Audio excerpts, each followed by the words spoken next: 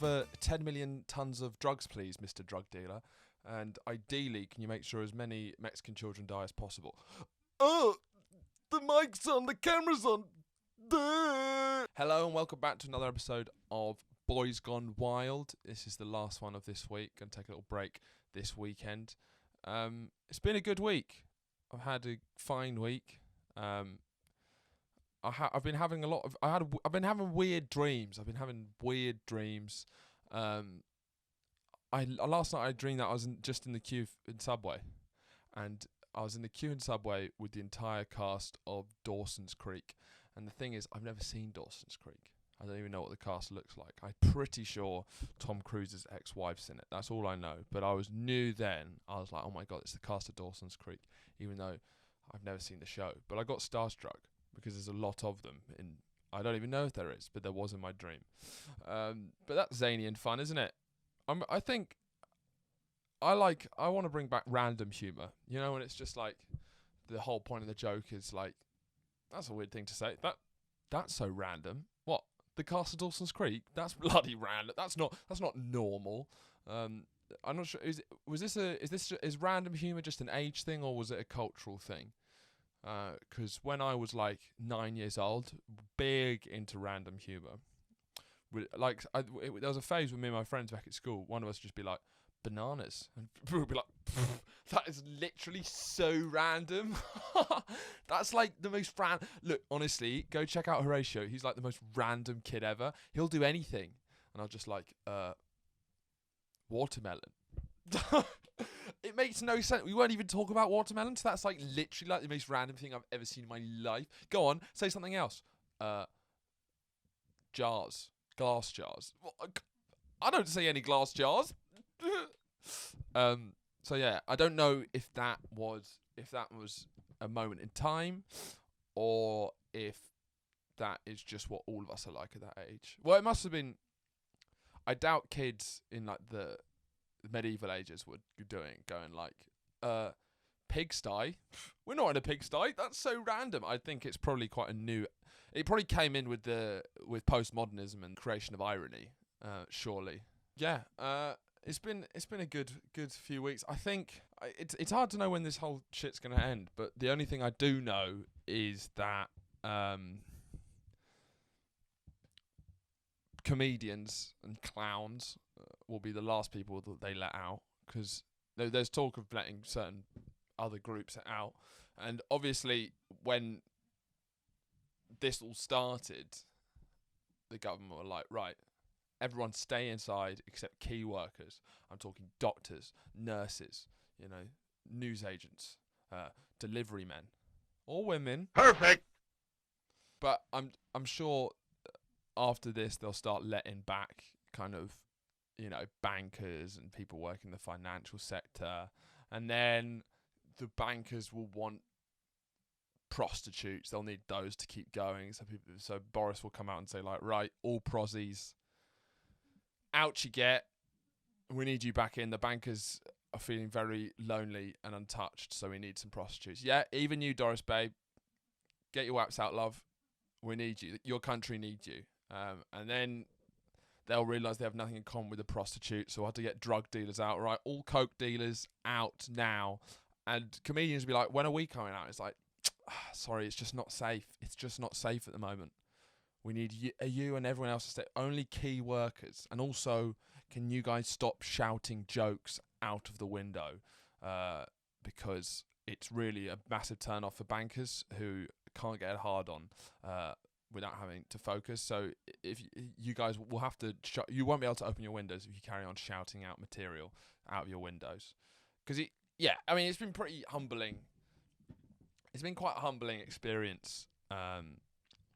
Being this lockdown, because I don't know, I think there's a certain arrogance to artists and creatives thinking that we've taken a big risk to do something meaningful, and we're doing something that's very hard and only a few people, only especially talented people can do it. And there's a general arrogance that we're not normal, and that I don't know, in creative communities there seems to be a sort of a slight looking down at people who've taken the normal path or the easier path. But then when this all happened, it really put into perspective all these people like stand-up comedians who spend most of their nights having kind of adoration and people laughing at them, so have a lot of arrogance. Just showed how unessential we are. Like we're such a luxury in society. Like when everything is working, when it's all fine, then you can let the stand-up comics out. We're the the tip of the cherry on top, the last thing you'd put on. I mean, if this just carries on, I just don't know. I'm worried about the comedy industry. There's a couple of clubs going down. But today, I want to talk about Friedrich Nietzsche, who's a German philosopher. I think German philosophers are the best philosophers. I like they've got the most big dick energy. In general, German philosophers: Immanuel Kant, Karl Marx, Friedrich Nietzsche, Hegel. These guys, there's a lot more kind of dick swinging in German philosophy, because there's sort of four major philosophies in Western philosophy, and that's Greek, French, English, German. Greek, obviously, they started it all, but they haven't really done anything since. So it's kind of, you can't really talk about them in the same way. But English philosophy, it's a bit cucky. And for people who aren't that aware of philosophy, English philosophy is basically people saying like, well, how do we know that's true? Well, is it scientifically verifiable? Yes. Well, it's just very practical. It's very well, that's a bit of an assumption, don't you think? Well, it doesn't seem to add up in my calculations. It's a much more linked to science. And then German philosophy is people like Friedrich Nietzsche, who's like, the Übermensch, we will overcome the spirit inside of us, the demons inside of us, and rise above to become the Übermensch. It's like, you read a lot of German philosophy, and sometimes it borders along literature, and it's just a lot more kind of like, basically every German philosopher, great German philosopher there's been, they open any of their thoughts by saying, no one's been right except me, you know? Which seems to be a very Western thing. Like most kind of Eastern philosophy and things like that, you're normally adding to a school of thought. But in Western philosophy, it seems to be a huge, because of the individualism of Western philosophy, it seems to be a huge onus on any big new philosopher. The first thing they had to say in their book is, everything has been wrong up until I started writing. Oh, you know all ideas that ever existed. Yeah, actually, bullshit. What's true is what I'm going to write in my book. But Friedrich Nietzsche, his ideas get twisted a lot, and he's deeply misunderstood. And I don't agree with a lot of his ideas, but he's from a philosophical point of view, he's a dank philosopher. His shit's fire, because it's like you read it and it's just good writing. A lot of it I don't agree with, but it's just like my boy spits bars. A lot of quotes use like "What doesn't kill you makes you stronger." That's a Nietzsche quote, which is hilarious that Kelly Clarkson did a song. What doesn't kill you makes you stronger. Make it a little longer. She was a huge Nietzsche fan. Apparently that song was an ode to the writings and thoughts of the late German philosopher Friedrich Nietzsche. But he had quite an interesting philosophy where a lot of things that we take for granted now, he was some of the first people. He was a big champion of atheism. He famously declared, God is dead and we have killed him. The moral relativism, so the idea that morality it depends on what perspective you look at it from, and there's no objective morality, and it's hugely about what period in time you are born, in what perspective you look at it from. But he's done a lot of stuff which is quite self-helpy, in the sense that it's like, stop being a little bitch, you can overcome. He hated Christianity because he thought it was basically a religion for cucks, because it was like, this is an entire religion that basically says the poor are the meek, it's harder for a rich man to enter heaven than for a camel to enter the eye of a needle. This is bullshit. You know, why is this obsession with people with failures and forgiveness and stuff? He's like, this is just making people feel more at ease with failure, and he hated this. That's why he didn't like alcohol as well, because he thought it was numbing the pain. He thought pain was great, pain is good, and that we should use pain to make us stronger. And that things like happiness and the idea of happiness are sort of basic and won't get you anywhere, and the only real goal you should have in life is to live a meaningful existence, and life should be about meaning, not happiness. Jordan Peterson, part of the reason why he's so appealing is because he dilutes the philosophy of Friedrich Nietzsche to make it very understandable, and a lot of those ideas come through, and they're really powerful ideas. But he does that. He says things like, if you follow happiness, you'll never be happy. What's important is finding meaning in life. And you listen to that and you're like, that's true. That's an interesting perspective, even though it's not his idea. And then he goes, and so here's a drawing of a skull, and here's some quotes from fairy tales, and this equals, if you see, that feminism is Nazism. Okay, did you see that? And then before you know it, you've been sucked in by the good philosophy of Nietzsche or Jung, and before you know it, you're, posting on an incel forum. But Nietzsche had this very alpha philosophy, which had a strong belief in the Übermensch, which is the idea of the Superman in German, which is basically a philosophy that we should be striving for the best we can be.